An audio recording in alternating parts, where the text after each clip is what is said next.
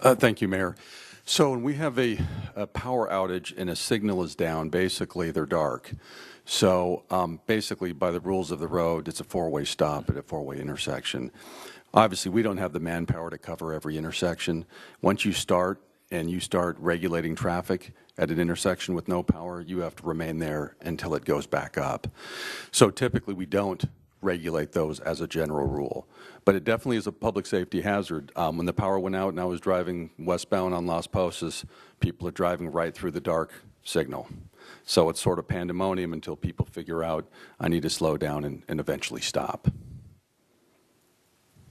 And then are you guys, is the Camera PD, are you guys notified of power outages, or how do you guys come in possession of that information or notification? Typically, a report comes in, typically, or we observe it. Okay. In this case, I called it in as well. Yeah. But there's no automated practice Right. where we get notified. No. Okay, Edison doesn't reach out to you guys or anything like that? Not typically. Okay. Unless there's something that's going to be pre-planned. Okay. Right. So Dave, a you have little, something? little bit more follow-up specifically on the traffic signals. We do have a protocol in place, and as the commander mentioned, the vehicle code and law is that a dark signal is treated as a four-way stop. Mm-hmm. So in response to that, we do have protocols set up for when we're notified and become aware of a signal being dark. We call it being dark, and that comes in various forms.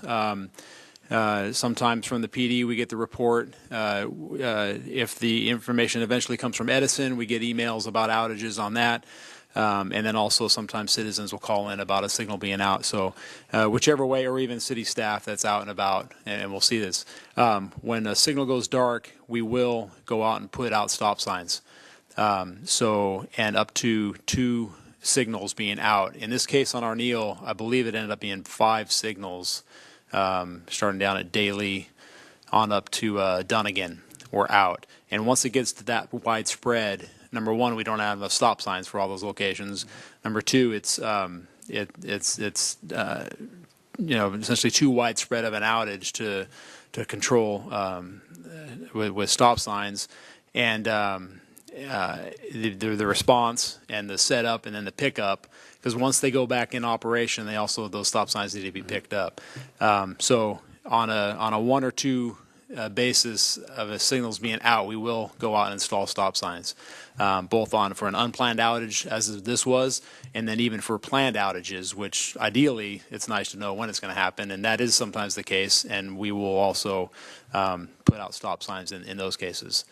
And also just how that all happens is the signals are set up to where when the power goes out, if they come back on into full operation, then they're back up full operating.